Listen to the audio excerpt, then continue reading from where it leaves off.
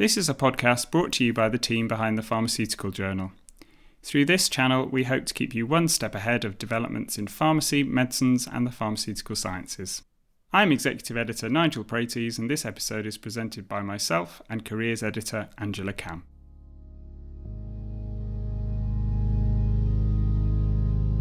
This is part 2 of our special feature podcast on the MPharm awarding gap, which was born out of our PJ Mind the Gap campaign on inequalities in pharmacy. If you haven't heard that first podcast, we advise you to go and find it on our homepage. In that first part, we wanted to give Black, Asian and minority ethnic, or BAME pharmacy students room to voice their first-hand experiences of university life. And there were a handful of concerns that they all shared. First and foremost amongst the students was the issue of representation. When we were introduced to most of the faculty, really, you could literally see them lined up, and it was mostly white, mostly male, and I think that image kind of stuck in my head for first year at least. It does make you feel as though Black individuals are not good enough to be in the spaces where they are the ones passing on knowledge. So you're kind of wondering, are these just the best people that have ended up here? And if this is what the best is, then why is that? I wouldn't say I pick an ethnic minority person to approach, but it does make me feel comfortable that there are ethnic minority teachers and lecturers there. There are also concerns that a BAME background makes it harder to get good grades, and they seem to want more transparency around the awarding gap from pharmacy schools. I do not think that there's enough visibility in regards to the awarding gap. It's definitely not something that's talked about on the course.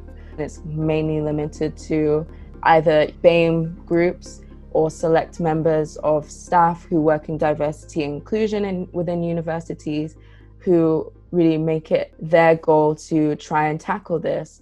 You don't see a uni-wide approach to say, hey, we really need to do something about this. Well, thankfully there are UK pharmacy schools working hard to tackle this issue. The General Pharmaceutical Council are set to tighten up the standards that schools must adhere to, and there are experts outside of pharmacy with a wealth of knowledge in what works and what doesn't. And in this episode, you'll hear from all three of them. And we start with two pharmacy schools, Reading and Wolverhampton. Ready to start when you are. Let's go. Who were kind enough to talk to us about their efforts, what they found challenging and what seemed to be making a difference. Katrina Bicknell is head of the School of Pharmacy at the University of Reading. I am currently the university's lead on differential outcomes. So yes, I am involved in the work that we're doing, both as a university but also as a pharmacy school in this area. Reading School of Pharmacy has a gap of 22 percentage points in the awarding of higher class degrees in favour of white students, but has managed to narrow this over the past few years. So the ethnic makeup of students at the Reading School of Pharmacy is a little bit unusual compared to other cohorts within the university's programme portfolio, in the fact that we have between 80 and 86% of students from a BAME background. And what is the ethnic makeup of the faculty at the School of Pharmacy? If I was to estimate, it's between 25 to 30% from a BAME ethnic group. Wolverhampton School of Pharmacy was the other university we spoke to. Unusually, they have an awarding gap which is 5 percentage points in favour of BAME students. Here's Principal Lecturer and Pharmacist Alan Hindle. At Wolverhampton, we currently have a negative awarding gap for BAME students, which means that our students from Black and minority ethnic backgrounds have a slightly higher chance of securing a first or 2-1 degree. The faculty at Wolverhampton are roughly 50-50 in terms of BAME versus white staff. So two very different pharmacy schools with different ethnic makeups among staff and students and different awarding gaps, but both taking the issue seriously and making progress. We wanted to know how they'd been tackling the issue at their own universities and what they'd found challenging. Obviously, first of all, we've got very good data with relation to the awarding gap. We've done quite a lot of research over the last 10 years, been involved in various research groups, Higher Education Academy funded projects that the university has done in conjunction with other universities to research the awarding gap. So it's been quite a long time, really. It was something that the university was interested in, and pharmacy volunteered to take part in that initiative that was led by the university. And yes, it was identified that we did have an attainment gap. So since 2013, we've narrowed our awarding gap by 5%, which is progress, but I think some would say that it is slow progress, but I'm very optimistic that we can make a real difference sort of going forward. Having spoken to several BAME students about their experiences and read around the issue more widely, one suggestion that's often mentioned is making the curriculum more suitable for diverse students. I put that to Katrina. If you have read into this area, you'll see lots of students calling for decolonisation of the curriculum. And of course, a pharmacy curriculum, it's not as straightforward as that, because there are certain things that we need to cover and it's not necessarily linked to a student's background. But since 2013, we've taken it very seriously to ensure that our curriculum tailors for all.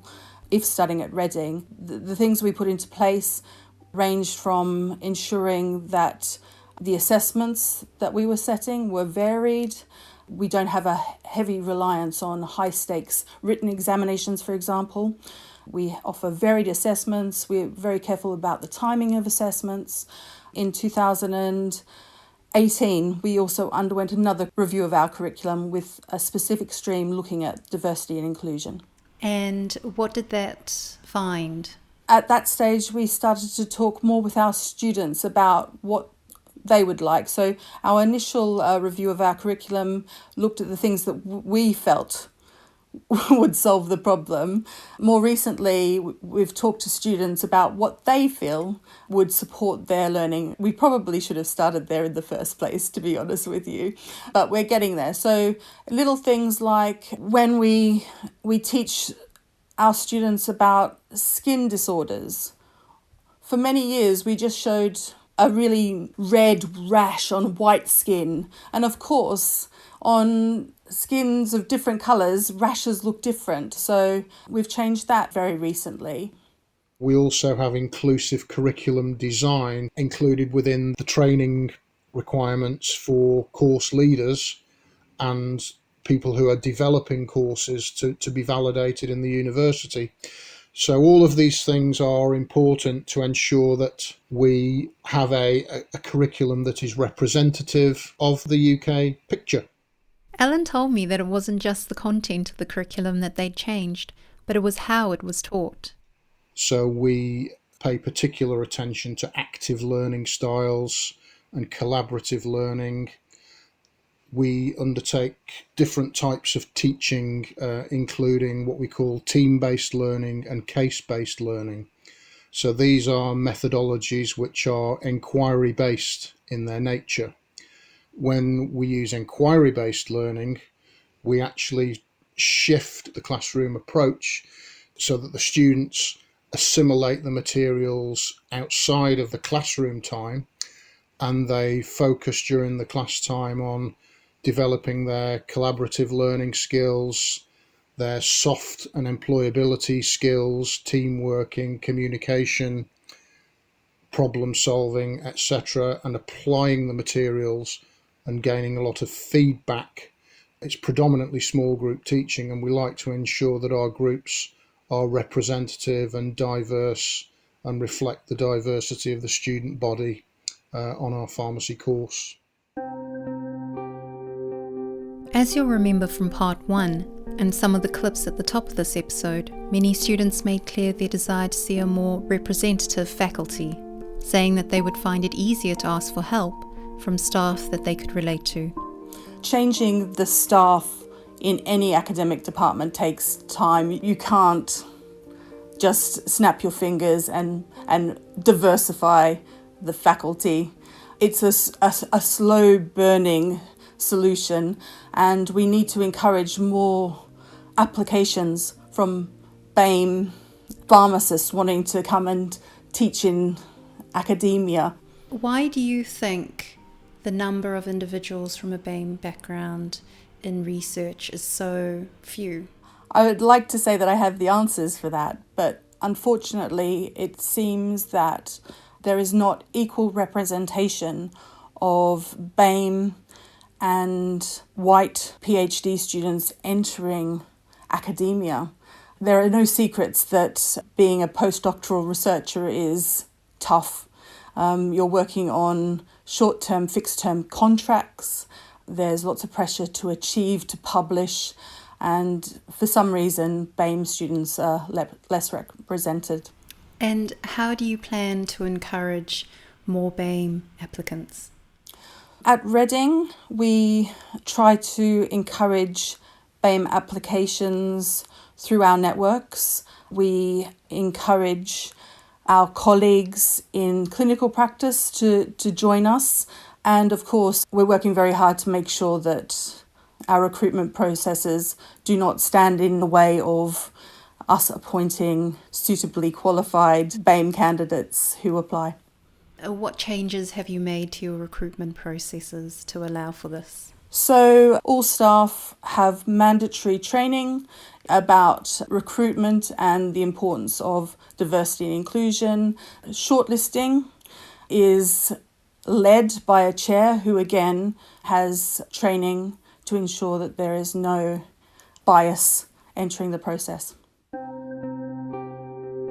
So while it's clear Ellen and Katrina are making huge efforts to address these issues behind the scenes, I wanted to ask whether awarding gap data should be brought out into the open to motivate all pharmacy schools to try harder.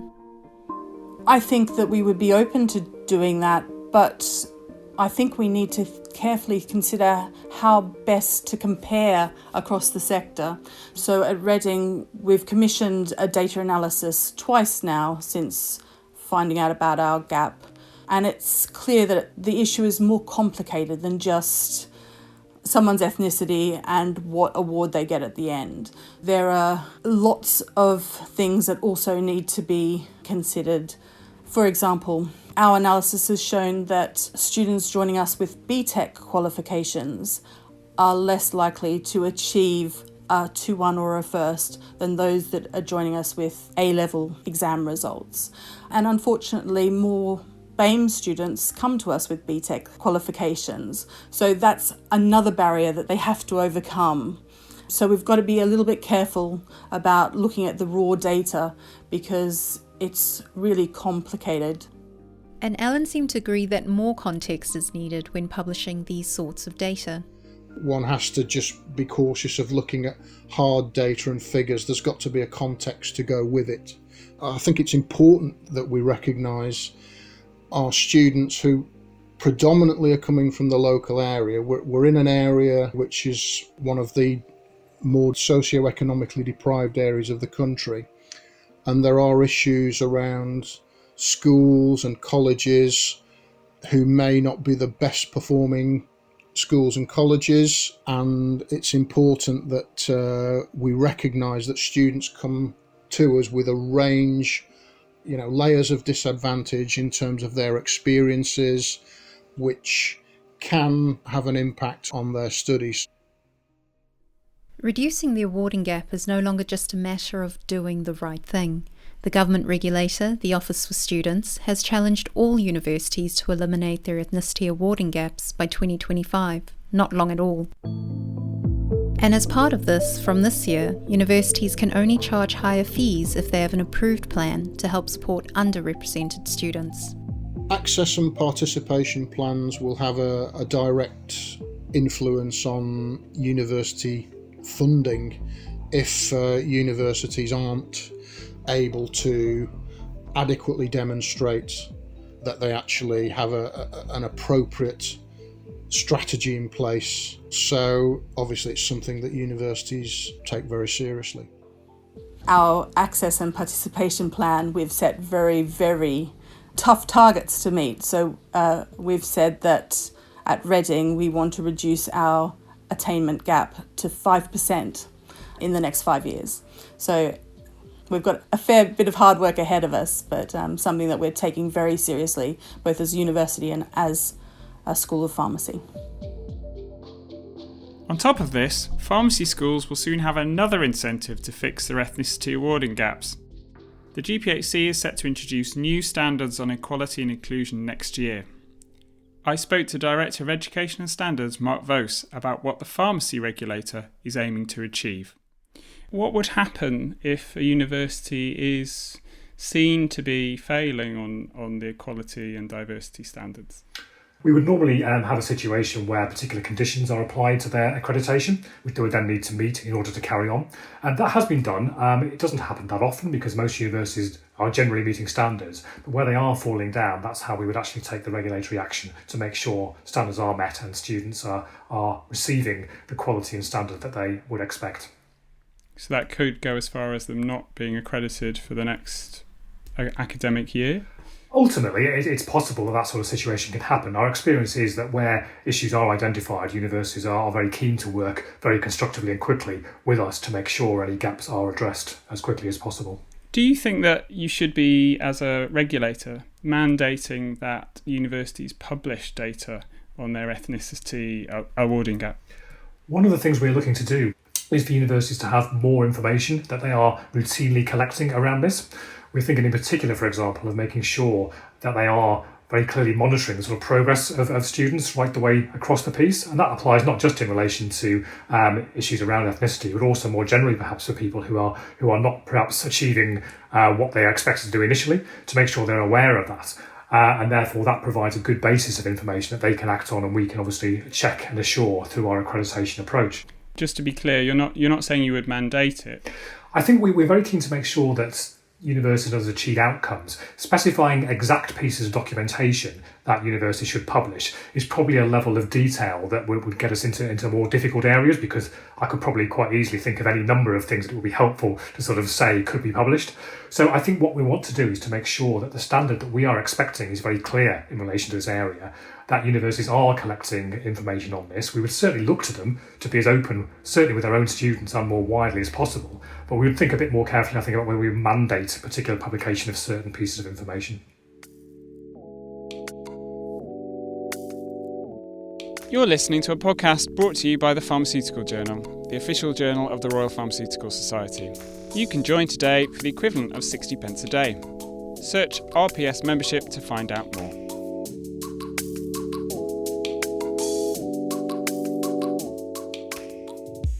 It was great to hear that the two pharmacy schools and the GPHC have been concentrating on this issue. But this isn't just an issue for pharmacy undergraduate degrees, of course. Angela, you've been speaking with an expert outside of pharmacy. Tell us more. Yeah, that's right. I spoke to an academic called Nona McDuff, and it was great actually, because she's got years of experience researching this very issue.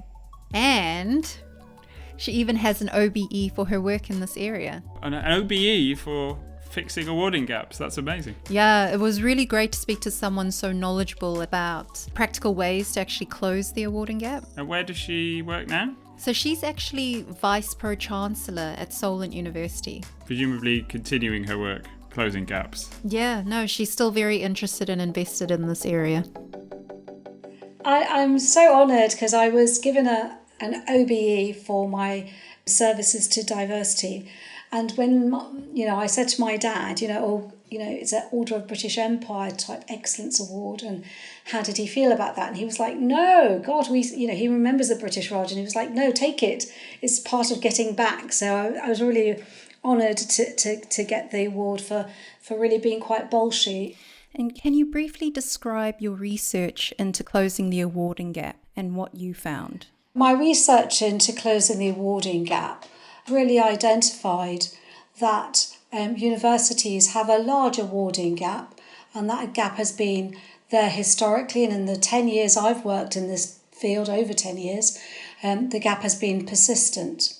when students come into the university on equal par with their white counterparts, when they come out the other end, there is a large awarding gap, which is unexplainable. And that is because when you control for all factors such as demographic factors, age, disability, gender, as well as ethnicity, and non-demographic factors such as subject of study, you can see that there is an unexplained gap in the proportion of white students who get a first and 2-1 and the proportion of students of colour who get a first and 2-1. Nona's research and other research out there suggests that the student deficit model approaches this problem from the wrong angle, looking at the student as being the problem as opposed to the processes and structures they experience at university. And when you look at some of the data, particularly the data that's being produced by the Office for Students, you will see that through large-scale studies, the data is demonstrating that there isn't a problem with the students. It's actually a problem with the institutions and life as students experience it throughout the 3 years of their study on undergraduate programs. So therefore, using the term student deficit is actually incorrect because the data is demonstrating that the converse is true. So do you think we can... There's an interesting contradiction there, isn't there? Because the pharmacy schools earlier seemed to suggest that the grades on admission did influence the final class of degree that the student might end up with. What's the truth here? Yeah, that is true. But there is also research out there that says all things being equal, something about the institution can still create these awarding gaps. And that was backed up by the experiences that BAME pharmacy students have relayed to me. So it's clearly important for schools to consider these factors. And Nona was clear that just focusing on the students themselves might be missing the bigger picture. I think that what we can say is that universities have a major role to play in terms of the awarding gap. I think there are external factors, and institutions have to understand what are the external factors that they cannot control, but also understand the really important and significant role they do play in the awarding gap. So I would ask every institution to reflect on the contribution that they are making to improving those institutional processes, improving the knowledge and skills of their staff, and to better supporting students of colour. I wanted to know what Nona, with her strong record, thought were the key principles behind effectively dismantling awarding gaps. My approach has been to look at institutional experience in 3 different groups. Firstly is, as I keep saying, is institutional processes. And some of the strategies around improving those could be to actually take the plunge and create a KPI at board level on the attainment gap. Now, why is that important? Because as universities face financial difficulties, all the KPIs will remain as a priority to an institution, irrespective of the things that are being thrown at it. So that's important. The Vice-Chancellor's Group must have absolute oversight of the work that goes on to improve the attainment gap. And thirdly, I think what we need to do is, I talked about the importance of having quality assurance and equality. So for me, unless equality is embedded within the metrics we use to evaluate the quality of our course, we will always be using small steps to reduce the gap. That way, what you're doing is starting to build into the fabric of the university the notion that equality is critical to its business purpose. In terms of improving processes and thinking about why, narratives like why isn't my professor black, what we've got to do is also promote those who are of white backgrounds to consider diversity as important, and they will do that if it's part and parcel of the recruitment and promotion processes. And therefore, what they're saying is to work here, to work in this institution, to be promoted, you have to have a commitment to diversity, and we will be testing you on that. And how important is it for institutions to engage with their students, their minority ethnic students, when developing these initiatives? I always have the mantra, if it's for me, it's with me. So therefore, you've got to invite those students to co-create rather than participate. So co-creation means from the beginning, and participation means, here's what I've done, what do you think about it? If you're inviting students at the end, you've almost silenced or muffled them, because then you're so far wedded to the process and so far down the line, it's very difficult to challenge without people becoming defensive. And it's very difficult for a student to challenge when they know it's at such a late stage. So co-creation from the beginning is critical with people of colour. Again, if it's for me, it's with me. And so we've spoken to some minority ethnic pharmacy students previously, and they mentioned that having tutors and professors which they can relate to is very important to foster a sense of belonging and for them to have role models, visible role models. But how easy is it actually for institutions to diversify their faculties? I don't think it's as hard as people are making out it to be. And I think a lot is written in the job description that kind of alienates people who would want to apply, because there is something that isn't inviting about them. Now, in terms of gender equality, that was noticed years back, that the words had to attract female applicants. But also, I think what's really important to recognise is that our pipeline is considerably narrowed because of the awarding gap. We grow our own workforce, and therefore, if fewer students of colour, fewer particularly black students, are being awarded a first or 2-1, they're less likely to do a master's, they're less likely to get PhD funding, and therefore they're less likely to go into academia. It's almost a vicious cycle where a lack of diversity in teaching staff in pharmacy schools mean people are less likely to apply for jobs there, and then the BAME students who are studying at that school will not see visible role models who look like them, and then themselves will be less likely to go on and become academics at an institution. So it's really quite a deep-rooted problem. And that is the part of the system that needs to be broken in pharmacy schools. And as Nonna said, it needs to come from the top. You need to have the budget holders in the room making the decisions. And there needs to be clear performance objectives that schools are held to. Playing devil's advocate, the argument that's levelled against all these type of initiatives is that you're asking for special treatment for ethnic minorities and that actually the white majority will suffer as a result. Is that a fair description of what Nonna is talking about here? I mean, that is a common argument, but what Nonna is saying is that if you are tackling these issues, what will happen is you're improving results overall. You can bring up universities in the league tables, and it improves the situation for the entire university. So essentially she's saying it's levelling up, not down. And if, say, I was a pharmacy student and I wanted to tackle this issue at the school I was studying at, how would I go about that? So what I would recommend to students is to actually go back and look at our investigation into the awarding gap and see what the current awarding gap is at their particular school for different ethnicities. How does their awarding gap compare with other schools and the national average? And is there a campaign that is already running in their university that they can join?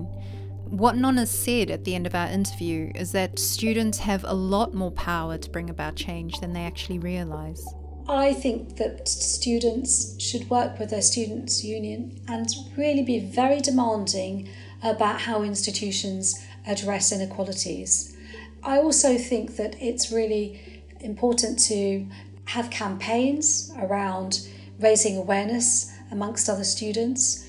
And I think that's what you've got to do, is to have confidence that this is a legitimate agenda that the Office for Students has thought so important that they've made it a top priority, one of the key priorities in the access and participation plan that all institutions have to provide. It is in the NUS manifesto in terms of equality. So students, you have so much power, you probably don't realise it though, and be very confident in knowing that there is a whole sector ambition around reducing the BAME awarding gap. don't know about you, Ange, but it sounds like there's some really good ideas that individual pharmacy schools have, and Nonna came up with some really good things that could be applied by different universities. But it sounds like the sector as a whole hasn't quite caught up with this yet. Yes, I think what you said is fair, but it's not just a sector-wide approach. It's the whole pharmacy profession that needs to sit up and take a look at this issue, because there will be far-reaching effects for the whole profession if we don't address the ethnicity awarding gap. And so while we have received positive feedback on our investigation, we will be continuing to follow this issue over the coming years. But at least you get the impression that this is an issue that can be tackled. It's not something that's baked into the system, that it is possible to do something about this as an issue. Yeah, we have heard a lot of really good ideas in this podcast that other schools of pharmacy can take on board if they wanted to. And that is cause for being positive. Anyway, I would like to thank Ellen, Katrina, Mark and Nonna for taking the time to speak with us. Indeed. That's it for this podcast. Do follow us on Spotify or Apple Podcasts when you get the chance. Thank you for listening.